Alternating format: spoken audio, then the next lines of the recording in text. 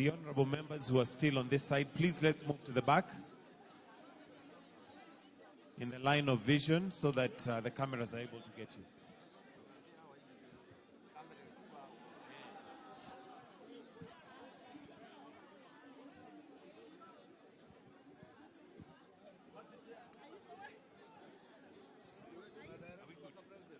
You are ready? You are ready?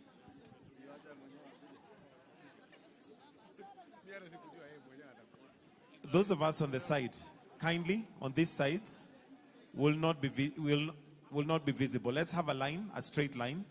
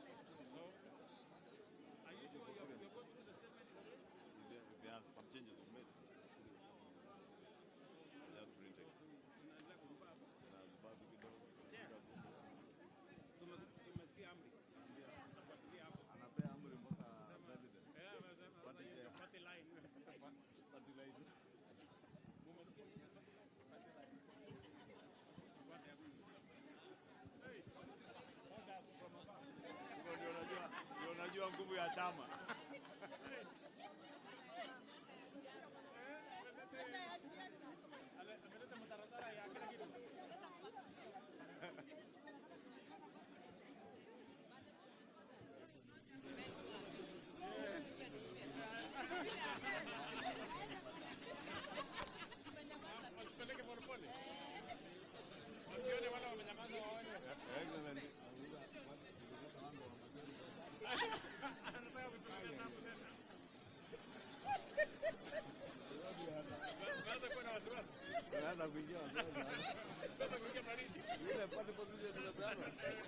One, two, 1, 2, 1, 2, 1, 2.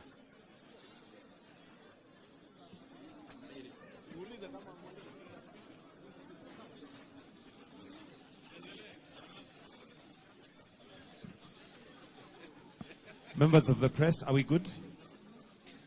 Can we go? Sound is okay?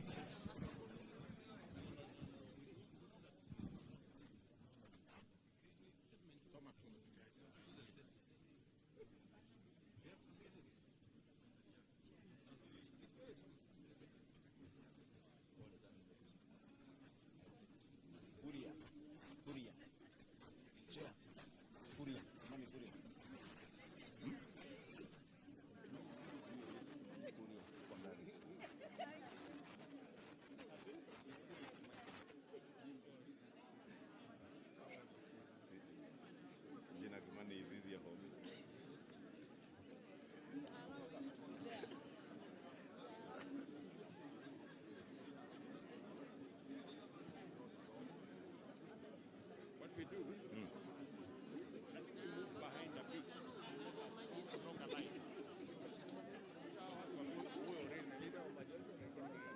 Members, so that we are all visible for the cameras, we are being requested to take at least 2 steps behind, turudi nyuma kidogo, so that we are all in the view of the cameras. Everybody make sure you are behind His Excellency the President. Widen the curve and be behind, don't be in front of the President. From Rugara, nyinyi bado mko mbele sana, tapale. One more step behind.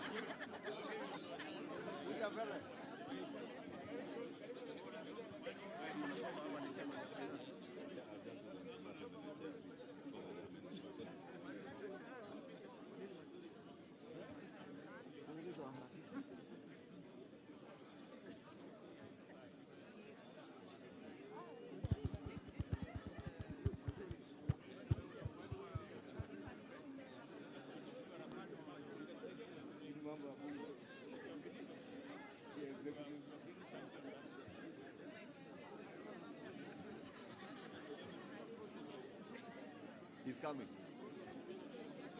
He's the one we are waiting for.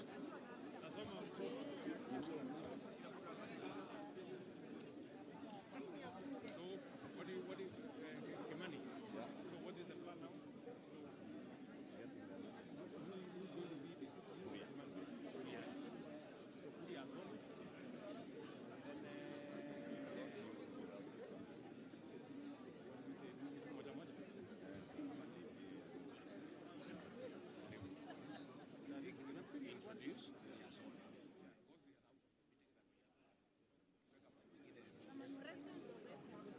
Presence is enough. Common government position.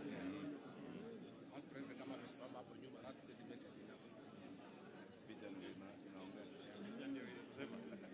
Very constructive between the executive And the legislature.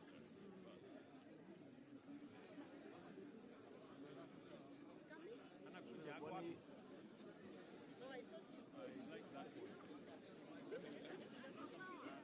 Nako honest. Nasema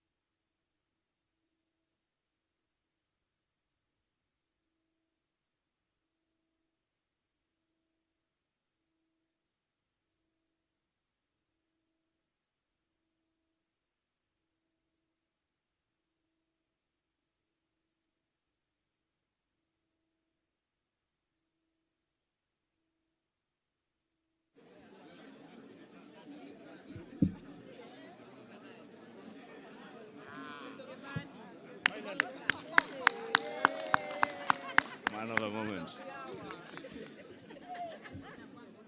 Thank you, ladies and gentlemen of the fourth estate. Karibuni. We the Kenya Kwanza Parliamentary Group, under the leadership of His Excellency the President, the Deputy President, and our Prime Cabinet Secretary, on behalf of the Executive, we have had a very robust engagement the whole morning from 7 a.m. this morning, reviewing the Finance Bill of 2024-2025 that was submitted to the National Assembly for consideration by the Finance and National Planning Committee, which has since had a very robust engagement with Kenyans. We, as the National Assembly, through our Parliamentary Committee, we have listened to Kenyans through that robust public engagement as stipulated by our Constitution in the form of public participation. And we take this opportunity to tell the country that we have listened to you. We have heard you, and the committee has briefed the parliamentary group on the proposed changes that they have proposed to the Finance Bill of 2024-2025 that capture many of the issues that were raised by stakeholders during the public participation, and we have been able to engage on all those and agreed with the Executive under the able leadership of His Excellency the President. I will now invite our chair, the very able chair of our Finance and National Planning Committee, the member for Molo constituency in Nakuru County, the Honorable Kuria Kimani, to take us through the brief of what has been agreed on the changes proposed. Thank you. Thank you very much, Leader of Majority, Your Excellency President, and all Kenyans watching us this morning. When we started the public participation in Finance Bill of 2024, we did make a promise that that public participation would not be an exercise in futility. We have listened to the view of Kenyans, and we are all in agreement that there are two things that we must do. One of them is that we need to protect Kenyans from increased cost of living, and therefore the proposed 16% VAT on bread has been dropped. To support, again, on reducing the cost of living, we are doing something about vegetable oil so that we do not make it expensive for Kenyans. Transfer of mobile services is a key concern to many Kenyans, and therefore, again, we have proposed that we do not have any increase on taxation or mobile phone transfer. We have seen in the recent past the proposals that we've made on statutory deductions on SHIF and housing levy has added a loan on especially on salaried Kenyans, and therefore we have proposed that those statutory deductions now be allowable to pay, so they will not pay an additional pay on those. We all agree that environment conservation is a key concern. The fact that we've had a drought and a few months of floods and our drainage clogs, we have agreed that we need to make a good decision about how to protect our environment. And that is what the wisdom on the introduction of eco-levy. However, imposing this on locally manufactured goods would again increase the cost of those locally manufactured goods in the country and stand a risk of making them not competitive in the East African market and globally. Therefore, this eco-levy will only be chargeable to imported finished products. And therefore, all locally manufactured items, and especially including diapers and sanitary towels, will not be subject to eco-levy. We must make sure that we become a manufacturing country and not a trading country. And therefore, the imposition of this only on imported finished products makes our locally manufactured products more marketable to the, not just reducing the price, but also making them affordable to even export. On the VAT threshold, we have proposed in our amended report to increase that VAT threshold from 5 million shillings to 8 million shillings. Therefore, small and medium enterprises that have turnover of less than 8 million shillings do not therefore have to register for VAT. On items, we have had farmers, avocado farmers, being asked to give items receipts. We've had mama mbogas who do their supplies to hotels being asked to register for items. We have proposed that this these people be given exemption on ITIM's registration. And especially for those farmers and those small businesses that have a turnover of below 1 million shillings. We have had the conversation about eggs and onions and potatoes. So what you've done to protect our poultry farmers, our potato farmers in Nyandarua and Molo, and protect our onion farmers, we have proposed excise duty only on imported table eggs, imported onions, and imported potatoes. This makes our onions, our eggs, and our potatoes more marketable to us and the region. To support the fight against illicit brews in the country, we have proposed a change in excise duty to changing it from a volume to alcohol content. Therefore, those alcohol manufacturers that are producing alcohol of very high content will now be required to pay higher duty because based on the alcohol content, and those making alcohol of lower content now will pay less duty. To support our pension contributions, because one day we'll all retire, we are now increasing the amount of taxable pensions from, we are now increasing the amount allowable for tax exemption for pension contributions from 20,000 shillings to 30,000 shillings. So this is a big win for our pensioners. So we are moving our pension schemes to exempt. It is exempt at contribution and exempt when you receive your pension from 20,000 to 30,000. Yes, a month, per month. It's important to say this, per month. We have also been appraised of the money that is allocated for junior secondary school to hire all the intern teachers into permanent and pensionable terms. And the number there is actually 46,000 shillings, 46,000 junior secondary school teachers, in addition to recruit an additional 20,000. Your Excellency, we are very happy that the proposals that were brought to the National Assembly and the ones that we are proposing to the House are two amended documents. Because, again, I repeat, the exercise we did on public participation was not an exercise in futility. On motor vehicle tax, inasmuch as we agree that there is need to have money allocated to maintain our roads, and those people that are using our road more and causing TNA on our roads should contribute more towards fixing those roads, we have agreed that the motor vehicle tax cannot be amended through an income tax act, and also pegging it on insurance would cripple the insurance business and make it very difficult, especially for those Kenyans who take third-party insurance, and therefore that proposal has been dropped. Oh yes, sugar transportation.